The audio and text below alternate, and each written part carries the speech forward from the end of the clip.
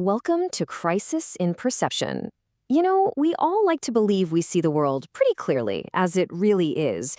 But what if the biggest obstacle to finding the truth is the one tool we trust the most, our own brain? Let's get into it. So let me ask you something straight up. Do you trust your own eyes and ears? I mean, really trust them? I bet most of us would say, yeah, of course. They're our window to reality, right? But here's the kicker. The central idea for today. What if that trust is, well, misplaced? What if the very thing you rely on to interpret the world, your brain, is actually one of the biggest sources of error in your life? And look, this isn't just some abstract philosophical puzzle. No, this is a real, practical, everyday problem. It's a genuine crisis in perception that shapes every single belief we hold. The foundation for this explainer comes from an amazing book, The Skeptics' Guide to the Universe, by Dr. Stephen Novella and his colleagues. Think of it as a manual for critical thinking. It's designed to help us navigate this world that's just full of misinformation by first getting us to understand ourselves. Okay, so let's get right to the root of it. The core problem is that our brains don't just record information like a video camera. Not at all. They are active and, very often, biased storytellers. The book just comes right out and says it, and I love how blunt this is. Be wary of saying, I know what I saw. No, you don't. Wow. That's such a powerful statement because it directly challenges the idea that our personal experience is the most reliable evidence there is. And here's why that statement is so true. It's basically a two-step fabrication process. First, your brain constructs a perception of an event. Then, later, it constructs a memory of that already constructed perception. So what you remember isn't the event itself, but a story about a story. So the key thing here is to completely redefine what perception even is. It is not a camera. It's an active, super complex, and highly filtered process. Your brain is constantly making judgments, filling in gaps, and building a narrative that makes sense to it, which isn't necessarily what actually happened. And how does it fill in those blanks? Oh, with a whole mix of things. It uses your expectations, your cultural background, your psychological state at the moment, and all your existing knowledge.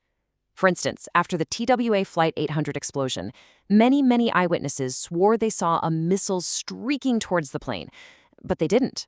Their brains simply took an unexpected flash of light and constructed a story that fit a familiar pattern.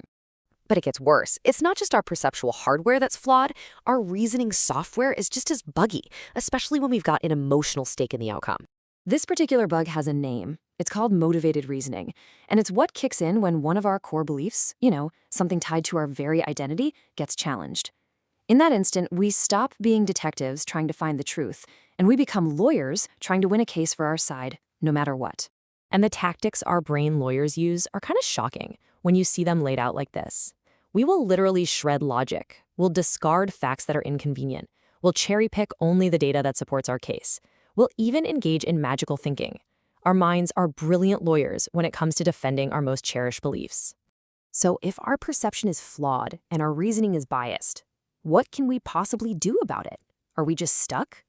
Well, the book proposes a really powerful tool to counteract our own brains, a mental filter.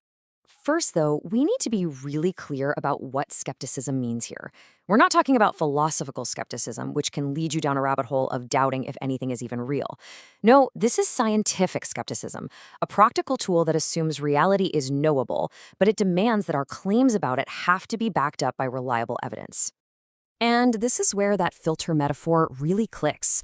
Scientific skepticism isn't a position you take. It's a process you use. Think of it as a filter for your own thoughts, one that separates the ideas that are actually backed by evidence from the ones that just feel right or, just make for a better story. Now, this process looks simple, but it is totally transformative. You take in all the raw information and ideas the world throws at you, but before you accept them, you consciously apply that filter of logic and evidence. And what passes through? Beliefs that are way more reliable, though always provisional and always ready to be updated with new evidence. All of this really leads to a final, crucial takeaway. Using this filter effectively isn't about learning a trick. It's about adopting a whole new mindset. The book calls this neuropsychological humility. It's just the simple but profound awareness that your brain has glitches. It's got quirks and biases that can and will fool you. Acknowledging this isn't a weakness. It's the absolute foundation of clear thinking. This is also a much more empathetic way to look at things. When we see people who are fooled by hoaxes or their own misperceptions, the point isn't to feel superior. It's to recognize that, well, they were just being human. These cognitive flaws are part of everyone's standard issue operating system. And that really brings us to the most crucial point. Skepticism isn't about achieving perfect, infallible knowledge. That's impossible. The goal is simply to adopt a process that consistently moves us closer to a more reliable, more accurate understanding of the world. So that leaves us with a final question to think about. When you look at your own deeply held beliefs, can you honestly separate which ones are built on a compelling story your brain told you and which ones are built on a solid foundation of evidence? The answer might be a lot more revealing than you think.